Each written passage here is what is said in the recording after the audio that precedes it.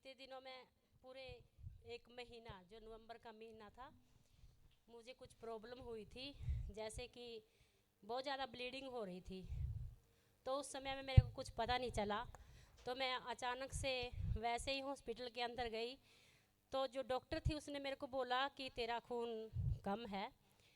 तो मैं एकदम से घबरा गई भी, ऐसे कैसे हो सकता है। तो उन्होंने क्या कि मुझे अभी अभी सब रिपोर्टें चाहिए और जल्दी जल्दी से करा कर लेकर आओ।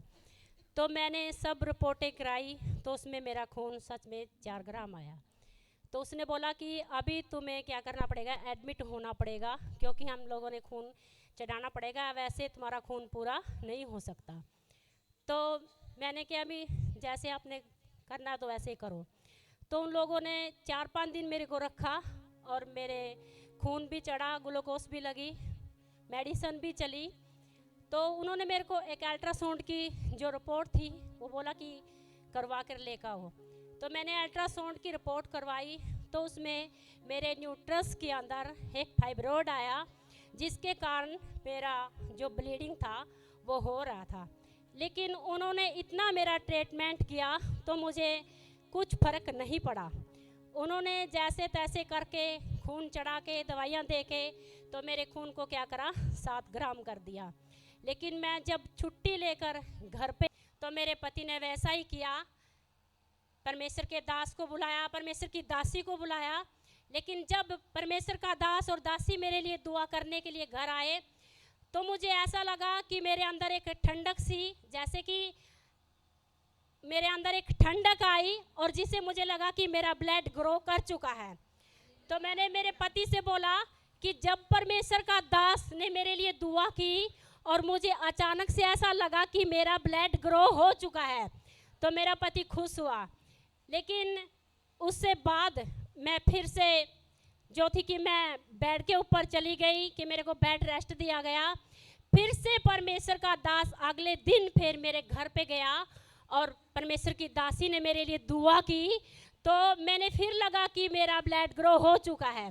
लेकिन मैंने रिपोर्ट कराई, सच में बगैर दवाइयों के और बगैर इंजेक्शन के, कोई ग्लूकोज नहीं, कोई टीका नहीं।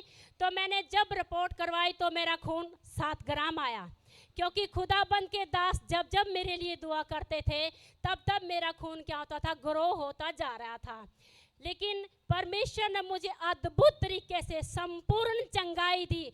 न्यूट्रस के जो रोग थे उनसे भी चंगाई दी, अद्भुत चंगाई मेरे खुदा ने मुझे दी। जब खुदा का दास मुझ पर प्रार्थना कर रहे थे और मैं रिसीव कर रही थी, और एक अलग सी ठंडक मेरे अंदर आ रही थी, क्योंकि परमेश्वर का जो आत्मा मुझे छू रहा था। लेकिन मेरे घर वाले बहुत ज़्यादा परेशान थे, क्योंकि डॉक्टर ने मेरा ऑपरेट लिख दिया था कि ऑपरेशन करवाना ही पड़ेगा। लेकिन मेरे खुदा बंद ने मुझे छुआ और चंगाई दी, और मैं आज चंगी होकर खुदा बंद के जो भवन के अंदर आई हूँ। जब खुदा के दास ने मेरे ऊपर प्रोफेसी की कि तो एक आराधना के लिए है, बीमारियों के लिए नहीं है, क्योंकि मैंने अपना जीवन जब परमेश्वर को सौंपा और सच में मेरे खुदा ने मुझे खड़ा किया अद्भुत संपूर्ण चंगाई के साथ।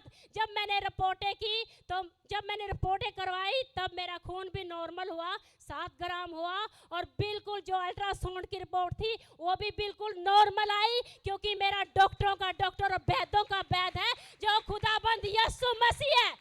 हालेलुया। एक और मेरी गवाही है, जो 2022 की बात है, जब खुदा के दास मेरे घर पर गए तो इन्होंने प्रोफेसी की कि तुम्हें एक परमेश्वर एक बेटे की आशीष देने के लिए जा रहा है। मुझे नहीं पता, मुझे नहीं मालूम कि कहाँ से देने के लिए जा रहा है, लेकिन तुम्हारे घर में एक बेटा आने वाला है। लेकिन मैंने उसका भी इंतजार किया। सच में परमेश्वर ने 2022 में मेरे को एक बेटे की आशीष दी।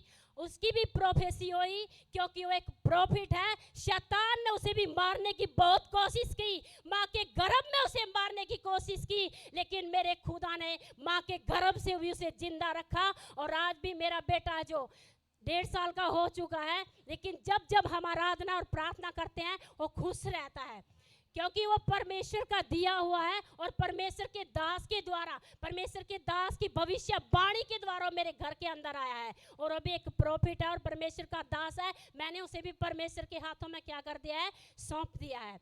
देखिए बीमारी बड़ी नहीं है, हमारा परमेश्वर बड़ा है। अगर हम खुदा बंद की आराधना करते हैं, उसकी प्रार्थना करते हैं, आड़े और खड़े रहते हैं, मेरा खुदा बंद क्या करता है? बचाता है। क्योंकि परमेश्वर के वचन में लिखा है, यशायाह 54 की 17 के अंदर लिखा कि जितने हथियार तेरी हानि के लिए बनाए जाए मैं तुझ पर सफल न होंगे, और जितने लोग मुर्दई होकर तुझ पर नालिश करें मैं तुझसे हार जाएंगे। हालेलुया। मैं फिर से कहती हूँ कि बीमारियां क्या है? बड़ी नहीं है। हमारा खुदाबंद क्या है? वो बड़ा परमेश्वर है। हालेलुया। सबको परमेश्वर का आत्मा आशीष दे।